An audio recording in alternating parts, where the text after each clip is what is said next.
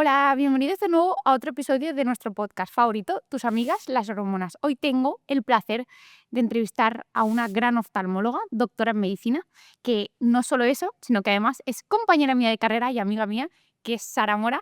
Millones de gracias, Sara, por venir desde tan lejos al podcast, por sacar un huequecito y tengo un montón de ganas de que expliques todo lo maravilloso que son los ojos, así que mil gracias por venir. Nada, muchísimas gracias, Isa, por invitarme y por dejarme formar parte de esta gran familia que estás creando. Y la verdad es que estoy muy contenta de estar aquí hoy. Así que nada, Saro, yo siempre empiezo como un poco el podcast bajando un poco a tierra de un poco el personaje a la persona. Mi pregunta es, ¿por qué después de estudiar medicina te decidiste especializar en oftalmología? Algo que parece un poco, no es mucho de médico, pero sí que es médico. ¿Qué es lo que te llamó la atención de oftalmología? Pues la verdad es que desde el primer momento que la estudiamos en la carrera me resultó interesante y me gustó, ¿vale?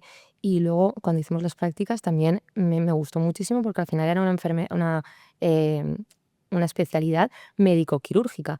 Entonces, por una parte tenemos la parte médica de consultas, que tenemos el trato con el paciente, que a mí me encanta hablar, pero por otra parte también tenemos el quirófano, que bueno, que es una cirugía que realizamos con microscopio y que además, bueno, pues estamos sentados, es muy manual y que saber que con mis propias manos pues puedo beneficiar y mejorar la calidad de vida del paciente, pues la verdad es que me ha parecido siempre muy bonito. O sea, siempre que entrevisto a alguien y es una especialidad médico-quirúrgica como la dermatología, siempre me decís eso. Es como que tengo lo mejor de los dos mundos, la consulta y luego cuando quiero desconectar un poco me meto al quirófano, ¿sabes? Yo creo que sí que es verdad que todas las que son un poco como conjuntamente siempre te aportan esa variedad que te permite Exacto. no cansarte tanto de estar solo en una consulta o solo en un quirófano. Sí, Así sí. que yo ya sabes que te dejo a ti oftalmología, pero me has vendido una buena explicación. Y ya entrando un poco en materia, Sara, muchas veces parece y yo creo que es un poco también por falta de información, que los ojos van por libre. Es decir, yo tengo un problema de salud, pero el ojo es como algo aparte. El ojo solo me da problemas cuando ya no veo de lejos, cuando tengo cataratas, pero realmente el ojo, como cualquier parte, cualquier órgano de nuestro cuerpo, está profundamente conectado con el resto de sistemas. Entonces, me gustaría que a la gente que nos estuviera escuchando nos dijeras, ¿qué enfermedades pueden dar síntomas o signos justamente primero en los ojos antes de darlo en el resto del cuerpo? Pues sí, efectivamente, ¿vale? Como bien has dicho, los ojos no van por libre y tenemos que saber que están conectados con el resto del organismo, pues bueno, por ejemplo, con el sistema nervioso central, a través del nervio óptico. Y además también pues recibe vascularización pues, que conecta con el resto del cuerpo, ¿vale? Entonces, pues por ejemplo, hay patologías que además son muy prevalentes en la sociedad actual y que son factores de riesgo cardiovasculares, como por ejemplo, pues pueda ser la diabetes o la hipertensión. Pero no solo eso, también tenemos otras patologías, como puedan ser enfermedades autoinmunes, como por ejemplo el síndrome de Sjögren o como alteraciones a nivel del tiroides, que tanto sabes, ¿vale? O enfermedades neurológicas, como por ejemplo también la esclerosis múltiple. Y básicamente pues sería un poco eso. Y bueno, hay muchas más, podríamos profundizar, pero básicamente sería lo que estamos comentando. Y, y justamente has dicho como dos patologías que pueden dar síntomas en los ojos incluso antes de que se diagnostiquen. Y has dicho la hipertensión Mm. y luego también has hablado de la diabetes. Entonces me gustaría saber cómo una hipertensión, especialmente cuando no está bien controlada, puede afectar a los ojos. ¿Qué puede sentir la persona que nos está escuchando, nos está viendo, para saber, ostras, pues igual esto que yo estaba normalizando es porque tengo que ir a revisarme no solo los ojos, sino también la tensión porque me estoy pasando de raya? Y luego, por otra parte, ¿de qué manera, Sara, la diabetes, tanto la tipo 1 como la tipo 2, puede dañar los ojos, la retina concretamente, como para que sea una de las principales causas de ceguera en la población? Pues bueno, voy a empezar por la última que has Vale. comentado, ¿vale? Lo primero que quiero comentar es que la retina es un tejido nervioso muy finito que va a estar vascularizado por una red microvascular, ¿vale? Muy compleja y va a estar expuesta pues, a sustancias que van a estar por nuestro torrente sanguíneo. Entonces, por ejemplo, en la diabetes, como bien sabemos, vamos a tener una glucosa elevada de manera sostenida y esto va a tener un efecto tóxico y perjudicial sobre las paredes de los vasos. ¿Y qué es lo que vamos a ver? Pues, por ejemplo, veremos a nivel del fondo de ojo dilataciones, como son microneurismas. Si no se controla el azúcar, pues veremos signos de hiperpermeabilidad vascular, pueden ser hemorragias, pero también podemos ver edema macular. ¿Qué quiere decir esto? Líquido a nivel de la mácula, que es la zona de máxima visión. Entonces el paciente lo que notará será una disminución de visión. Entonces podría ser que el paciente pues no esté bien controlado, no esté bien seguido por su médico, porque directamente no ha acudido a revisiones y de repente tenga una diabetes que la diagnosticamos gracias a un examen oftalmológico porque acude porque no ve bien. ¿Y qué podría pasar si, por ejemplo, esto va a más, no se realiza un buen control glucémico? Pues bueno, tendremos áreas de isquemia, que quiere decir esto, de falta de riego, de falta de oxígeno, y se van a generar unos vasos que van a ser anómalos, se llaman neovascularización. Estaríamos en una retinopatía diabética proliferativa, ¿vale? Y entonces estos vasos son anómalos porque van a ser más frágiles, pueden sangrar y pueden dar lugar a un hemovitrio, por ejemplo, que sería sangre a nivel del vítreo. Entonces perdía la visión de manera rápida, o un desprendimiento de retina traccional, o por ejemplo un glaucoma neovascular, que aparte de tener una disminución de visión también tendría un dolor muy intenso. Por lo que, entonces, por eso es muy importante realizar buenos controles. Que entonces, Sara, perdona que te interrumpa, para Claro. resumir un poco, corrígeme si me equivoco. Básicamente lo que nos has venido a explicarnos es, Isabel, cuando el azúcar se mantiene por encima de lo normal, daña a cualquier tipo de vaso. Yo siempre se lo explico a la gente, es, imagínate que se te cae una Coca-Cola al suelo, eso es pegajoso. Pues imagínate que circulando por los vasos sanguíneos, que son como tuberías, está lleno de azúcar. Eso al final tiende a pegarse. ¿Qué es lo que pasa? Una arteria grande tarda mucho en pegarse porque tiene mucho diámetro. Cuanto más pequeño sea un vaso sanguíneo, por ejemplo, lo de los ojos, que son, como te has explicado muy bien al principio, tremendamente pequeños, la probabilidad de que se peguen, entre comillas, hablando un poco Es más para que lo fácil. entienda la gente, es más fácil, y que cuando tienes el azúcar muy alto se pegan esos vasos, parte del ojo no se nutre como debería y eso genera zonas como de falta de riego, de isquemia, lo mismo que pasa con el corazón, pero en los ojos, y genera que se pierda tejido funcional y por tanto que dejemos de ver progresivamente y que se puede diagnosticar, lamentablemente esperemos que cada vez sea menos, Exacto. una diabetes porque una persona totalmente aleatoria va a su oftalmólogo, oye mira que estoy viendo peor y tú le dices, no, claro sí, estás viendo peor pero porque tienes una diabetes no diagnosticada y que luego además en determinados casos no solo puede ser una pérdida de visión, sino que es pérdida de visión muy rápida y con dolor, que es cuando ya tú has explicado que es también por el azúcar, pero por otro mecanismo. Claro, cuando eso ya son, desafortunadamente, pacientes que están muy mal controlados y que acuden a consulta cuando ya es demasiado tarde, ¿no? Estos glaucomas neovasculares en los que tenemos que saber que, como bien has dicho, esta falta de riego lo que hace el ojo es un poco como intentar compensar, entonces produce unas sustancias que producen estos vasos anómalos, ¿no? Y puede dar lugar a estas complicaciones. Por eso las recomendaciones son que en la diabetes tipo 2, ¿vale? El primer fondo de ojo se haga en el momento del diagnóstico, porque posiblemente el paciente ya ha tenido una glucosa elevada durante un tiempo. En el tipo 1, pues el primer fondo de ojo, las recomendaciones son a los 5 años, ¿no? Y obviamente siempre lo más importante es realizar un buen control metabólico. Entonces, eso sería respecto a esta enfermedad. Y como bien has dicho, pues el fondo de ojo, ¿no? La retina nos permite saber ya no solo cómo está el estado de los vasos del ojo, ¿no? Sino también cómo van a estar la microcirculación de otras partes Es del súper cuerpo. importante. Claro, o sea, nos da muchas pistas de esto está mal, pero no solo está mal el ojo, o sea, no solo te puedes quedar ciego, sino que además tus órganos, el resto de órganos de tu Que eso cuerpo es súper también. importante. O sea, claro, no había caído que gracias a los ojos tenemos como una ventana al resto del cuerpo. Y es microcirculación, por ejemplo, parece una chorrada, pero para mucha de la disfunción eréctil de personas con diabetes tipo 2 es por un fallo en la microcirculación a nivel del aparato genital. ¿Y qué pasará en el cerebro? Si en el ojo está así, ¿cómo estarán los vasos de cerebro que todavía desafortunadamente no podemos abrir un cerebro en vivo y verlo? Entonces, me parece súper bonito, ¿no? Como que tú, gracias a, pues, a que puedas hacer fondo de ojo, tienes como una ventana al resto del cuerpo. Sí. O sea, ahora me estás Sabes que hablando de mí, decía la bioftalmología, me parece súper guay, súper bonito. Y justamente en relación con eso, y que te preguntaba antes, la ya percepción. sabemos que la diabetes puede manifestarse, incluso como primer signo, una falta de visión, y que tú eso claramente lo ves en tu fondo de ojo con tu microscopio, o sea, mi oftalmoscopio. Sí. Pero además, algo tan frecuente como la hipertensión, que es una de las principales causas de visita al médico de atención primaria, también puede manifestarse por primera vez como una alteración en los ojos. ¿Qué verías tú en un paciente, Sara, con hipertensión en los ojos? Vale, pues por ejemplo, una una consulta muy frecuente, ¿vale? Que suelen acudir por urgencias, que parece una chorrada, parece una tontería, pero el típico hiposfama o hemorragia subconjuntival, ¿no? Cuando de repente tú no te das cuenta, no te afecta la visión, no te provoca dolor, pero de repente alguien te dice: "Oye, tienes el ojo rojo, ¿qué pasa?". Entonces te miras en el espejo y ves que tienes una hemorragia. ¿Esto por qué es? Pues porque has tenido un pico, o bien porque tienes la tensión alta o porque has tenido un pico de tensión, bueno, puede ser por otros motivos, ¿no? Pero siempre la pregunta siempre es cómo tienes la tensión, ¿no? Y en muchas ocasiones puede ser que tengas la tensión más o menos controlada, pero que de repente tengas un pico o tengas ciertos picos a lo largo del día y eso haga que se rompa un vasito y se genere una hemorragia. Yo siempre digo, para el ojo esto no es perjudicial, ni te molesta, ni te pica, ni te duele, ni te disminuye la visión, pero sí que nos está alertando de algo y yo siempre digo que se hagan un registro de las cifras de la tensión arterial y que lo consulten igualmente con su médico de atención primaria. Eso por un lado, ¿no?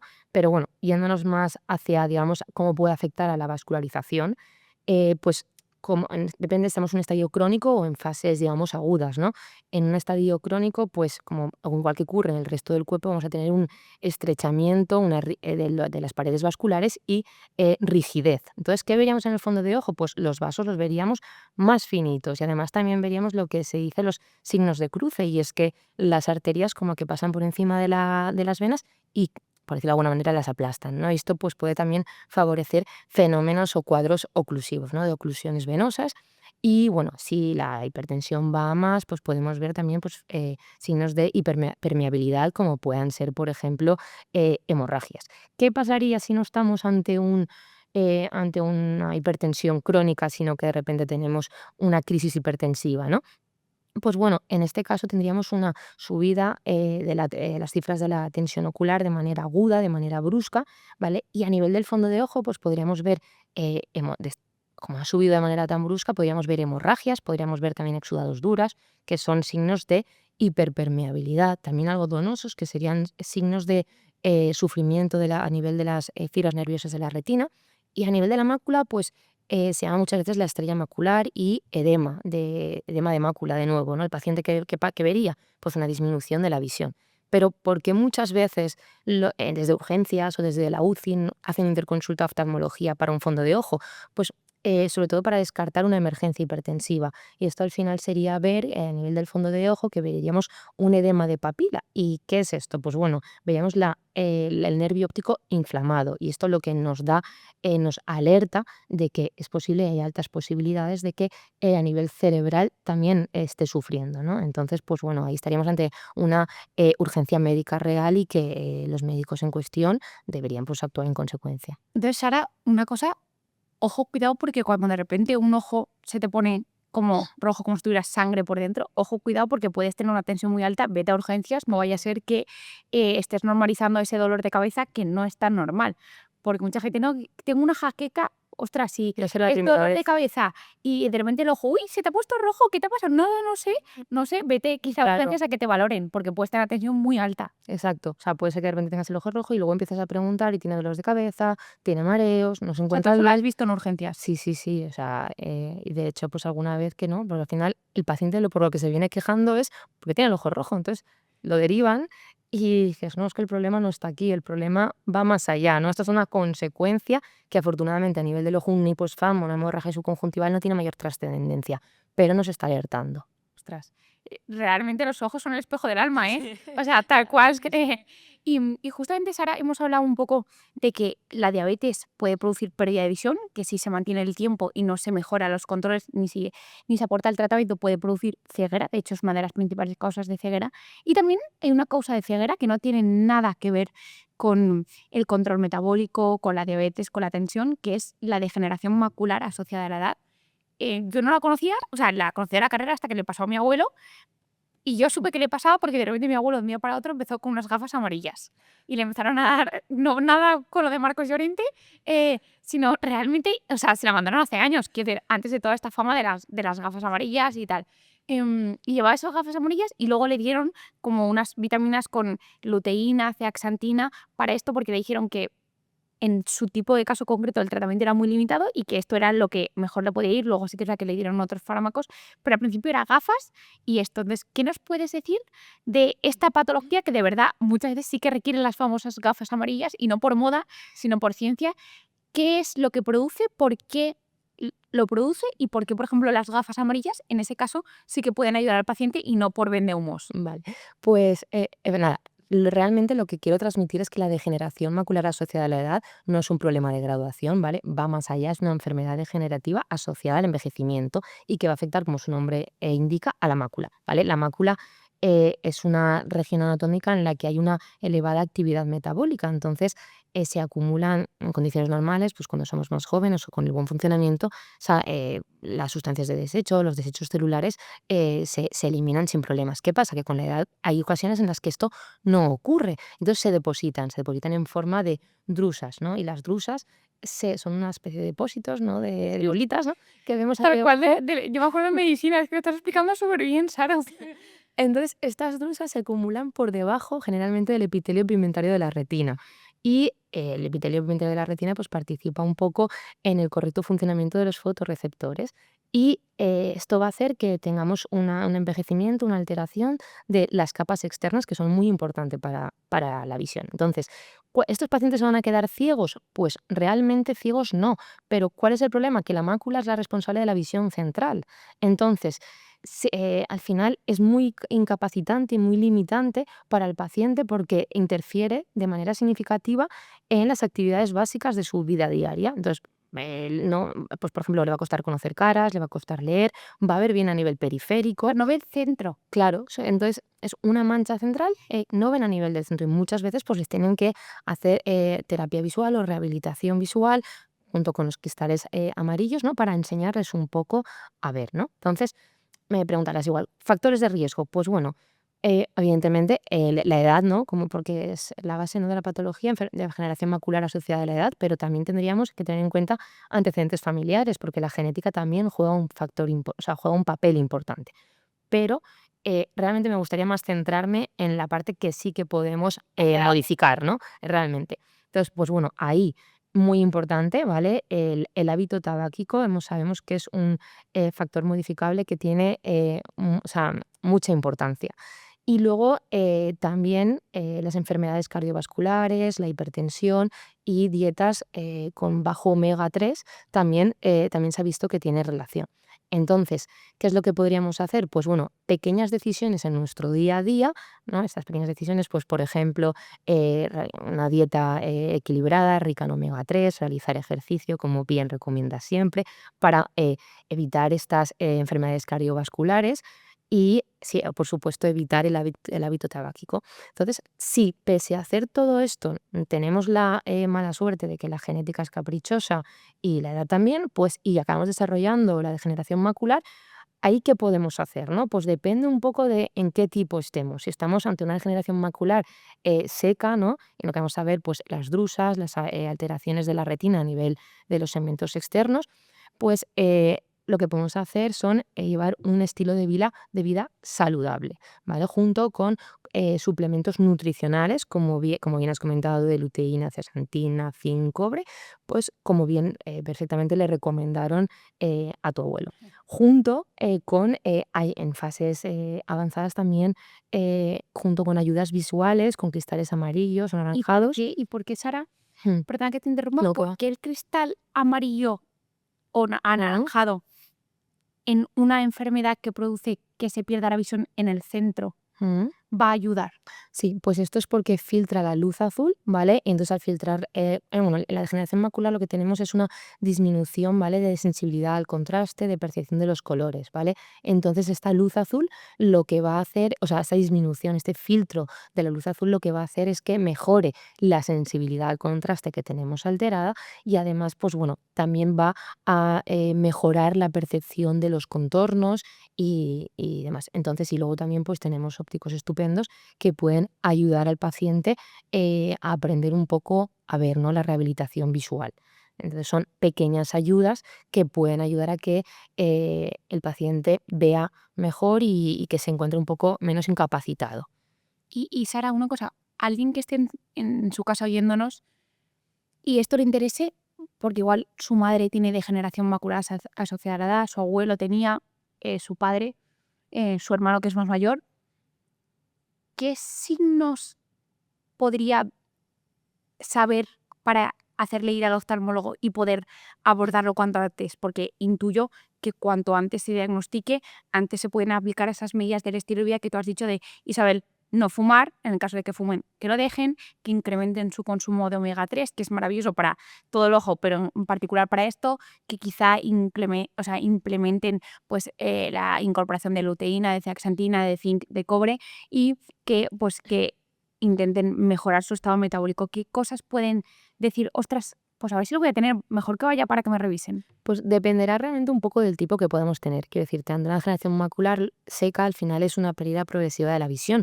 Pero bueno, está bien, pues podrías pensar, pues tengo una catarata. Entonces, al final, lo que yo recomendaría es que, pues por encima de cierta edad, por encima de los 60 años, pues sí que recomendaría realizar una revisión anual, ¿no? Pues para descartar estas posibles complicaciones. Pero si no estamos ante una degeneración macular seca, sino que se fuera húmeda o exudativa, ¿vale? En este caso, lo que se produce son una proliferación, ¿vale? De neovascularización coroidea, es decir, unos vasos de nuevo anómalos que crecen y pueden exudar o bien líquido o bien pueden sangrar. Entonces, en este caso, ¿vale? Lo que tendríamos sería una disminución más o menos subaguda de la visión.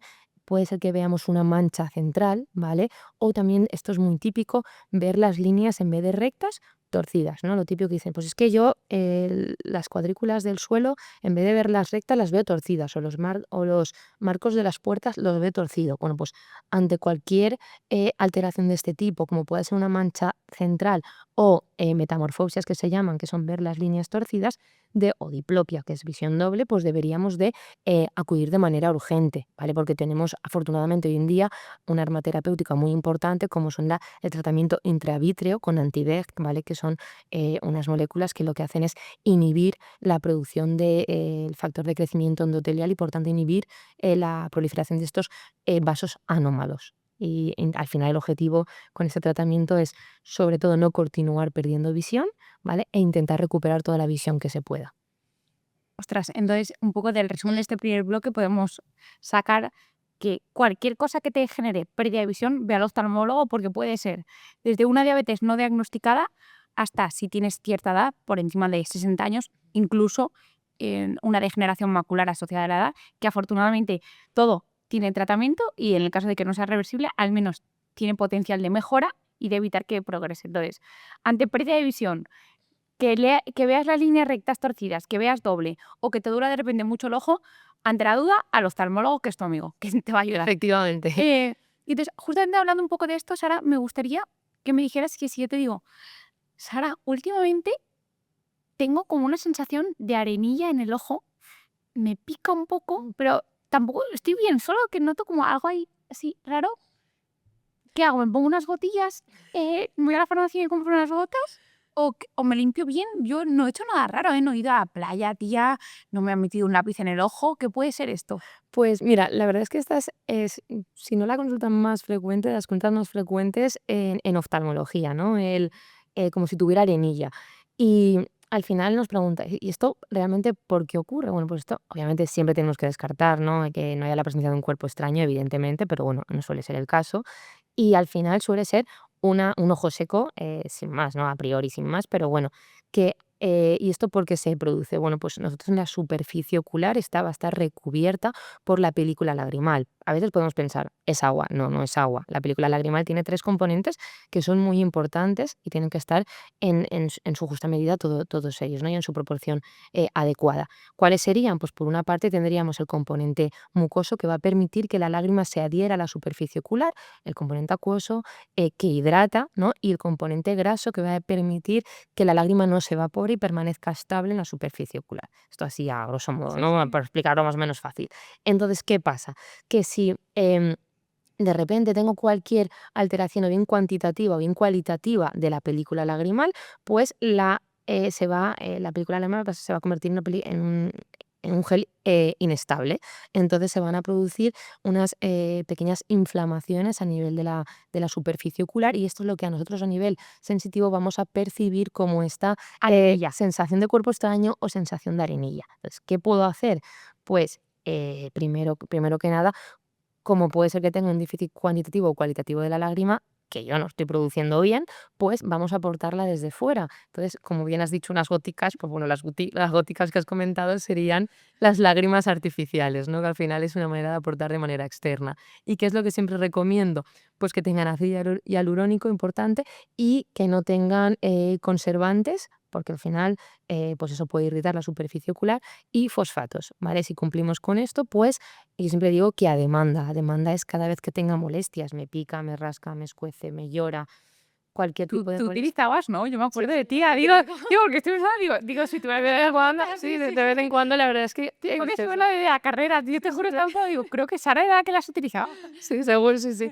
De vez en cuando sí, sobre todo cuando pasas mucho tiempo estudiando con pantallas y demás, o cuando llevamos lentes de contacto, ahí sí que hay que intensificar un poco más. Si no, pues bueno, sí, pues por la mañana, por la noche siempre es Entonces, Sara, me recomendable. parece súper importante lo que has dicho y es esa sensación de tengo arenilla en el ojo o tengo algo, en la gran mayoría de casos, está producido por un ojo seco y cuando pensamos en ojo seco no podemos pensar solo en agua, sino que es un triple componente de componente mucoso que permite que saliera el propio agua y luego un componente graso que evita que ese agua se evapora. De hecho, mucha gente a mí que me consultan, obviamente no soy oftalmóloga, pero me consulta que mucha gente con la famosa isotretinoína tiene los ojos muy secos y mejoran cuando les das omega 3, porque como se fueran con entre otras cosas, como que te seca todo el sebo, muchas veces se genera el ojo seco porque no tanto por falta de agua, sino por esa falta de componente graso. Entonces me resulta súper interesante que digas, tan importante es el agua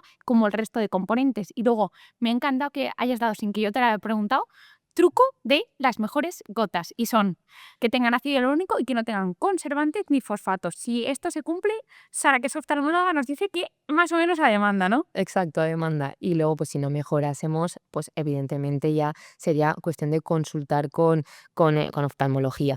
Tenemos que saber que la enfermedad de ojos secos es una enfermedad multifactorial e inflamatoria. Por esto, esta inflamación es la que nos va a generar esta sensación de arenilla y de cuerpo extraño, ¿vale? Y es multifactorial, puede ser por muchas causas. Y pues es un escalón terapéutico. Empezamos desde lo más básico, que van a ser lágrimas, pero podemos ir subiendo. O sea que tranquilidad porque generalmente tenemos opciones. Vale, y justamente me viene niquelado que hayas terminado así, porque has dicho, el ojo seco puede ser por muchas causas. Y mi pregunta es, ¿cuánto influye esta sociedad en la que vivimos constantemente pegados en las pantallas, en que cada vez la gente tenga más el ojo seco, que diga, ostras, es que me pesan los ojos, tengo fatiga visual? ¿Cuánto influye la exposición a pantallas y a la luz artificial a nuestros ojos?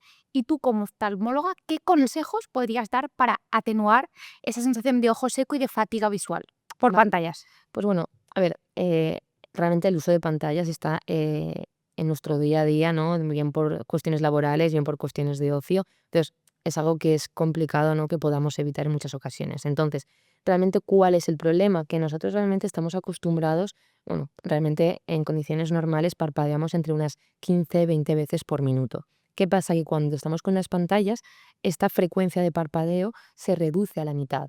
¿Vale? Esto es Porque fuerte. estamos fijando, estás tan concentrado que al final lo que haces es parpadear mucho menos. ¿Y qué ocurre con el parpadeo? ¿No? Cuando nos parpadeamos, lo que hacemos es favorecer la producción, por ejemplo, del componente graso y además también pues, la producción de la lágrima y además también que la lágrima se distribuya de manera homogénea y uniforme por toda la superficie. Entonces, una de las funciones de la lágrima también tiene la función óptica. ¿Qué pasa? Que si parpadeo la mitad, el ojo también se va a ver, la superficie ocular se va a ver alterada, la lágrima se va a volver inestable y no voy a ver bien, ¿no? Entonces, este va a ser un poco el problema que vamos a tener. Y además, ¿qué pasa? Que ya no solo el tema de las pantallas, sino que muchas veces en el trabajo, como he dicho, es una enfermedad multifactorial. Entonces, en el trabajo estoy con la pantalla, pero es que además de estar con la pantalla, estoy con aires acondicionados. Entonces, el aire acondicionado también va a resecar el ojo. Y luego también el estilo de vida, como has comentado, la importancia del omega 3, ¿no? pues muchas veces las dietas son bajas en omega 3 y esto hace que se produzca menos sebo, menos grasa y la lágrima se evapore más, el uso de lentes de contacto. Al final son muchas cosas que pueden interferir, ¿no? Al final en el ojo seco. Y Sara, justamente también mirando un poco con esto, la fatiga, la sensación de cuando estoy mucho tiempo viendo algo en la pantalla del ordenador, que tengo la sensación de que como que el ojo, como si tuviera algo encima que me pesara, que tengo como que girar y mirar en otra dirección con una visión un poco más lejana, ¿eso por qué se puede ver? ¿Es porque como que el ojo se cansa de ver todo el rato tan cerca al mismo o es por otra cosa? Claro, al final nosotros cuando estamos, por explicarlo de manera muy básica, ¿no? Cuando estamos mirando la pantalla, lo que tú has dicho, la sensación esa de pesadez, pues es un síntoma más de ojo seco. Pero típico que muchas veces, sobre todo ya cuando se acerca un poco la presbicia, ¿no? Estas edades, de estar fijando tanto la pantalla, pues el músculo de dentro del ojo acomoda, ¿no? Está ahí muy concentrado y está yendo con mucha fuerza. Y de repente, a veces ocurre que la persona de repente quiere mirar a lo lejos y dice, jolín, es que me cuesta enfocar, ¿no? Eso. Y esto es porque el músculo está como tan contraído, tan concentrado, que de repente cuando quiere relajarse, no es capaz de hacerlo, ¿no? De manera adecuada. Entonces, pues bueno, en ese caso yo lo que recomendaría quizás era pues eso, consultar con oftalmología, porque quizás es conveniente utilizar algún tipo de gafa que nos ayude un poco a enfocar Acomodar. mejor y acomodar de manera más relajada, ¿no? Eso sería un poco lo que podría. Es que eso es súper interesante porque un montón de gente cuenta, es que estoy mucho tiempo mirando una pantalla y luego de lejos ya veo mal. Y eso es porque es como si tuvieras todo el día el músculo del bíceps Claro. contraído y de repente te pido que de golpe lo estires. Y muchas veces pongo el ejemplo, digo, es como si tú vas al gimnasio, estás todo el rato con una pesa cogida y de repente, pues luego el músculo no te acaba de funcionar igual. Pues esto es igual. Y de hecho, una de las recomendaciones que siempre se da, por ejemplo, de la Academia Americana de Oftalmología, ¿no? Y de las grandes guías es lo que se dice la regla del 20-20-20, ¿no? Y es que cada 20 minutos debemos de descansar unos 20 segundos y mirar a lo que los ingleses llaman 20 pies, o sea, perdona, sí, 20 pies, que son unos 6 metros. Es decir, yo siempre digo que hagas descansos y mires a lo lejos, ¿no? Para ayudar un poco a relajar esa musculatura. O sea, que me gusta mucho para reducir la fatiga visual, la regla de 20-20-20 es cada 20 minutos, 20 segundos a 20 pies, que son 6 metros. Un poquito, pues entonces ahora todo el mundo va a estar en el trabajo con la excusa de la doctora Sara Mora, que es oftalmóloga, ha dicho que tengo que hacer un descanso de 20 segundos. Entonces, no, pero me parece que creo que es un consejo muy práctico que todo el mundo puede hacer junto con una adecuada hidratación, tomar omega 3 y reducir cualquier tipo de hábito tóxico. Mm. Un poco, Sara, cambiando de bloque, hemos hablado de cómo los ojos son el espejo del alma, el espejo del metabolismo, cómo pueden darnos alerta de ojo con tu azúcar, ojo con tu tensión. También has hablado súper bien de cómo hay otras enfermedades genéticas, en parte asociadas a la edad, que pueden causar ceguera. También has hablado del ojo seco, de cómo las pantallas influyen. Y ahora me gustaría, como no, que me hablaras un poco de cómo los ojos se conectan con las hormonas y, por ejemplo, que me explicaras cómo cambios hormonales bruscos, por ejemplo, un embarazo, un posparto, la menopausia, cómo pueden afectar a los ojos. Ostras, Isa, pues sobre todo yo te diría que característicamente hay que mirar esto y que se lo revisen. Vale, pues bueno, como hemos dicho, los ojos no van por libre y mucho menos con el tema de las hormonas, ¿no? Entonces, pues por ejemplo, en la menopausia sabemos que las hormonas se van a ver alteradas, ¿no? Tendremos un descenso de los estrógenos y esto lo que va a ocasionar es alteración a nivel de la composición de la lágrima. Una vez más, ¿vale? El componente sebáceo se va a ver reducido y entonces la lágrima se va a evaporar con más facilidad. Entonces, de nuevo vamos a tener un ojo seco. Y, además también, pues bueno, cambios a nivel, por ejemplo, del embarazo, ¿qué es lo que puede suceder? Pues también, se ha visto que también puede, afectar a la lágrima, pero además también, se puede ver modificada tanto la sensibilidad corneal como el grosor corneal y la curvatura. ¿Y esto en qué la paciente, en este caso la mujer, evidentemente, lo va a notar? Pues bueno, a nivel de cambios, o fluctuaciones en la visión, ¿no? Cambios refractivos, de repente muchas veces me ha pasado que tienes un conocido embarazada y dice, jolín, es que desde que estoy embarazada veo peor. Y esto ocurre por estos cambios en la curvatura de la córnea, Curioso. ¿no? Y estos mismos cambios en la curvatura de la córnea también puede ser que unas lentes de contacto que tú antes tolerabas bien, de repente las dejes de tolerar bien, ¿no? Porque cambia un poco las zonas de apoyo, ¿no? De la lente de contacto sobre la superficie ocular y concretamente sobre la córnea, y que se puedan generar pues queratitis, que al final la queratitis son pues pequeñas heriditas. Yo siempre digo que la córnea es como un cristal transparente y que una queratitis es como si es un piqueteado, ¿no? Entonces al final esas pequeñas heriditas generan molestias. Pues entonces, dos cosas claves. Durante la etapa de la menopausia puede aparecer ojo seco porque el descenso de estrógenos hace que el componente graso de la lágrima se pierda y se favorezca la sequedad. Y luego, durante el embarazo, se cambia la curvatura y puede hacer que si tú tenías lentillas ya no te sirvan o que si no tienes ningún problema de visión, de repente empieces a ver mal. En ese caso, acude al oftalmólogo que te ayudará con eso, ¿no? Efectivamente. Vale. Y Sara, luego me gustaría que me dijeras, porque yo sé que muchas veces como que se pasan por alto, aunque nos nombraras un poco para que la gente que las tenga se sienta como un poco más respaldado, ¿qué enfermedades autoinmunes pueden afectar a los ojos y de qué manera vosotros como oftalmólogo podéis ayudar a esas personas? Pues sí, por ejemplo, te diría que, por ejemplo, el síndrome de Sjögren, que al final sabemos que se trata pues, de una enfermedad autoinmune en la que vamos a tener una infiltración linfocítica en glándulas exocrinas, ¿vale? Como pueden ser las glándulas salivales o, en el caso que nos ocupa, la glándula lagrimal. Entonces se va a ver muy disminuida la producción del componente acuoso de la lágrima. Entonces, ¿qué es lo que va a notar el paciente? Pues una sensación muy intensa de ojo seco, una fotofobia, que esto al final, ¿qué es? Pues que me molesta la luz, el ojo rojo. Entonces aquí deberíamos de tratar el ojo seco. Como hemos dicho, con el escalón terapéutico de lágrimas, en este caso generalmente las lágrimas quizás se queden cortos, ¿no? Entonces habría que recurrir a otros fármacos, como por ejemplo puedan ser la ciclosporina tópica o el tacrolimus, y después tenemos otras opciones, como por ejemplo poner unos tapones lagrimales, ¿no? A nivel del punto lagrimal inferior o superior, que hace que la lágrima, poca lágrima que produzco, permanezca Más más tiempo. tiempo en la superficie ocular.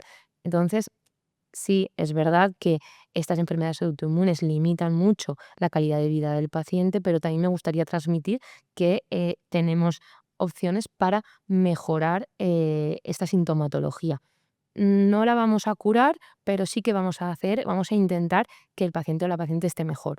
Otra patología que mencionaría serían pues, las alteraciones tiroideas autoinmunes, ¿vale? Como se llama enfermedad de Graves, y que a nivel ocular se manifiesta como la orbitopatía de Graves o orbitopatía tiroidea, ¿vale? Estos autoanticuerpos no solo van a actuar sobre la glándula tiroides, sino que también pueden hacerlo sobre tejidos orbitarios, como puede ser, por ejemplo, la musculatura ocular extrínseca, ¿vale? Que es la responsable de que movamos correctamente los ojos, y también sobre la grasa de dentro de la órbita. ¿Y qué es lo que veremos, no? Pues muchas veces los pacientes vienen porque tienen exoftalmos, que quiere decir como en los ojos más salidos, retracción palpebral es un signo muy específico de esta patología, o sea, el párpado superior más abierto, y como hemos dicho, que va a afectar a la musculatura ocular extrínseca, que es la que nos permite realizar los movimientos coordinados de los ojos, también puede ser que tengamos diplopia por mecanismos restrictivos. Y esta diplopia es una visión doble, ¿no? Entonces, ante cualquiera de estos signos, debería el paciente consultar a un oftalmólogo, porque no será la primera vez que diagnosticamos una alteración hormonal, en este caso tiroidea, a través de un signo, un síntoma oftalmológico. Entonces, para resumir, Isabel, hay muchas enfermedades que se pueden manifestar como alteraciones oculares, un poco por resumirte las más frecuentes, el síndrome de Sjögren, que básicamente es ojo seco, que como que no te gusta la luz, eso tiene afortunadamente tratamiento y desde lágrimas hasta fármacos tópicos, hasta incluso el taponcito ese que has explicado. Y luego, ojo, cuidado, porque alteraciones de la tiroides, específicamente el hipertiroidismo, puede dar síntomas oculares, incluso característicamente una forma de ojos un poco como de alerta, miedo. Hmm. Venid al oftalmólogo porque no solo os vamos a tratar, sino que os vamos a ayudar mucho y mejora mucho la calidad de vida. Y encima yo sé que hacéis también cirugías muy buenas de reconstrucción un poco de toda esa zona, porque entiendo que hay puntos donde ya no es solo a nivel estético, sino que funcionalmente un ojo muy salido hacia afuera, muchos exoftalmos, también puede condicionar la visión y el confort ocular. Entonces, me encanta que hayas dicho estas cosas, sobre todo para dar esperanza a la gente, es no todo está perdido, no todo son lágrimas, también tenemos Efectivamente. fármacos. Y un poco ya para terminar, Sara, como consejos prácticos, ¿Mm? me gustaría que nos dijeras qué hacer y qué no hacer si yo utilizo lentillas? ¿Vale? ¿Y qué fármacos puede estar tomándose una persona por otras enfermedades que puedan producir alteraciones en los ojos y que, por si acaso todavía no se acuerda, se lo dijo su médico o su médico con prisa nos lo dijo, justificarían que por tomar ese fármaco debería ir a oftalmología a revisarse los ojos? Vale, pues en primer lugar, por lo que comentas de las lentes de contacto, tenemos que saber que es un cuerpo extraño que al final está sobre la superficie ocular, ¿vale? Y esto que con el parpadeo, el roce y demás pueda generar ciertas heridas, ¿no? Y puede dar lugar a complicaciones severas como puedan ser, por ejemplo, abscesos e infecciones corneales. Entonces, que sí y que no. ¿Qué sí debo hacer? Pues bueno, utilizar las 8 horas, ¿vale? No más, porque al final es una barrera que disminuye la oxigenación de la córnea.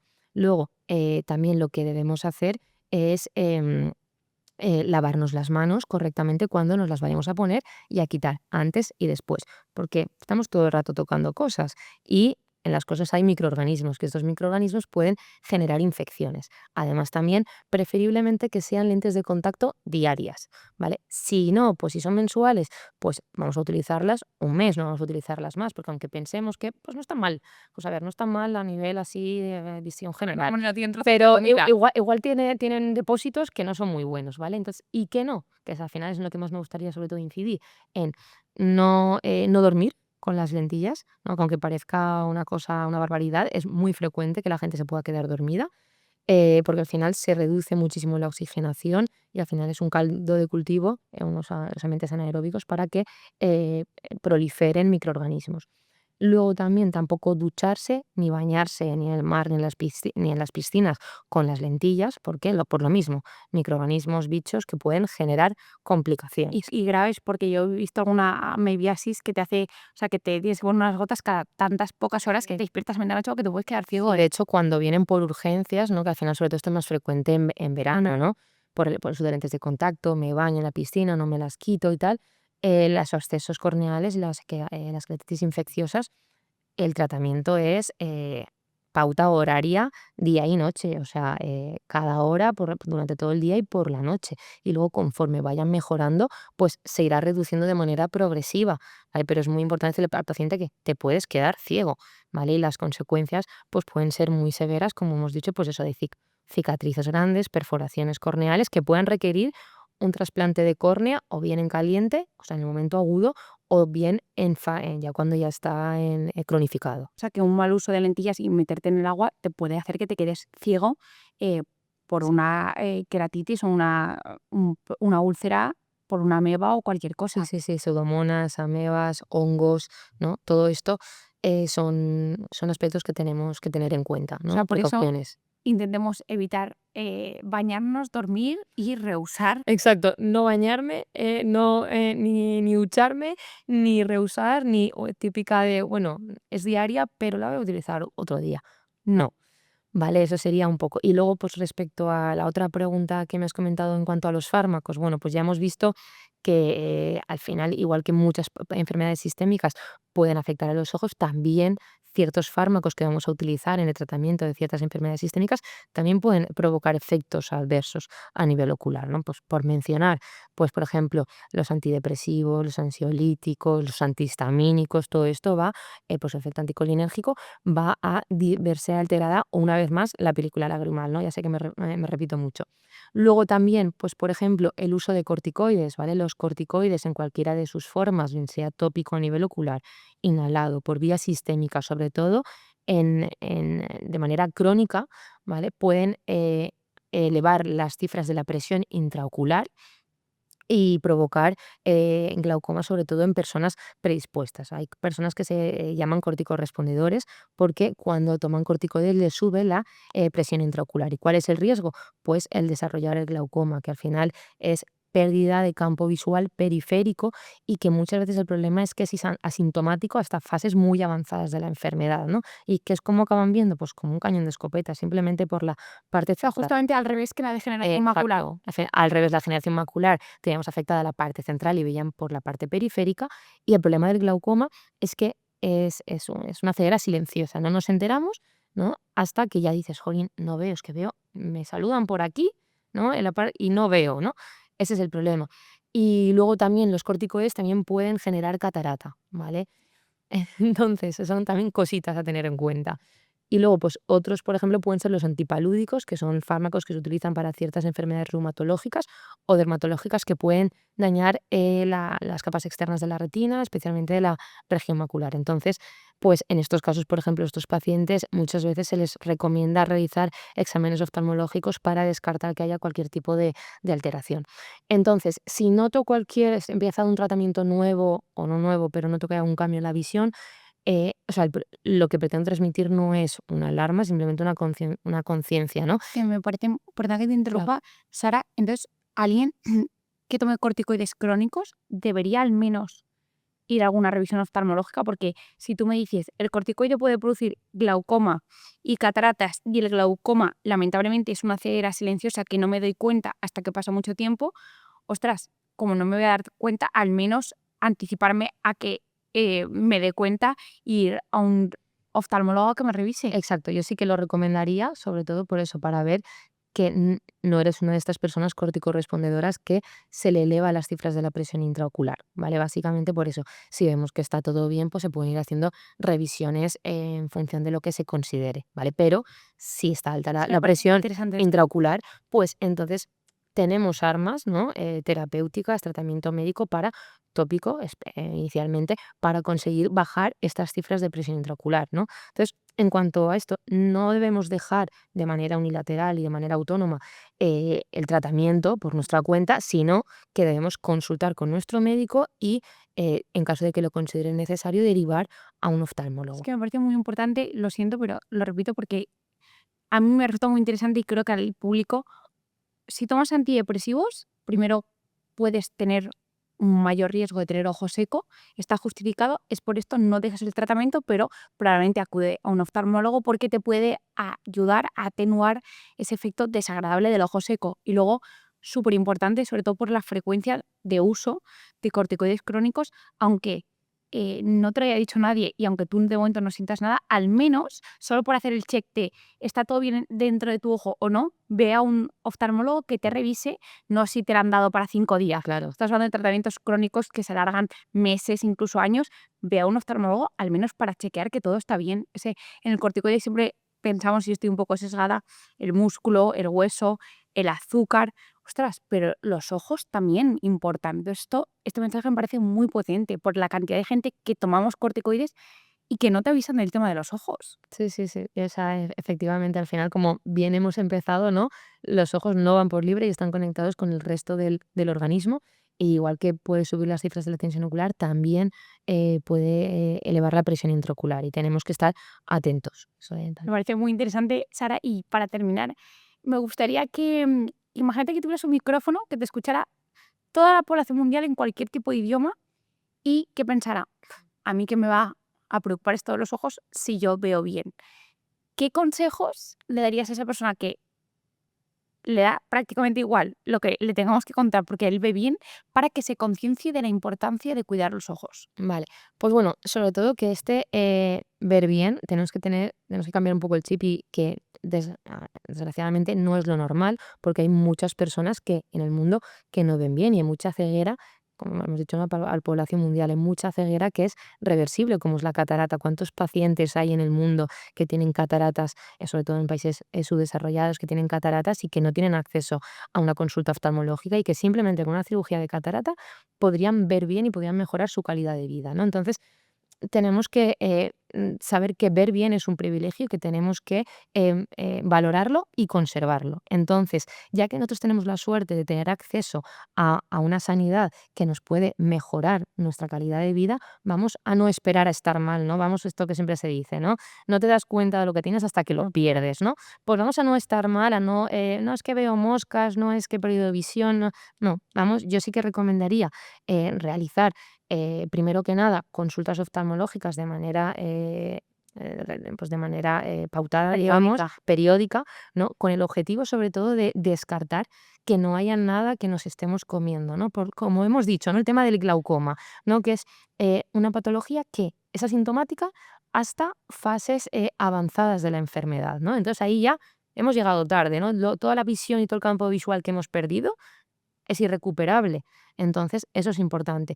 Y luego, sobre todo y evidentemente, consultar cuando tengamos cualquier tipo de molestia, ¿vale? Cualquier, pues bien sea un me pica, me rasca, me escuece, veo mal, veo moscas, veo las líneas torcidas, ¿no? Porque podemos tener patología ocular, pero no solo ocular, sino que también puede ser que sea una manifestación de una patología sistémica y que se manifieste primariamente en el ojo, que me parece un poco lo bonito de todo esto. Sara, te quería dar las gracias.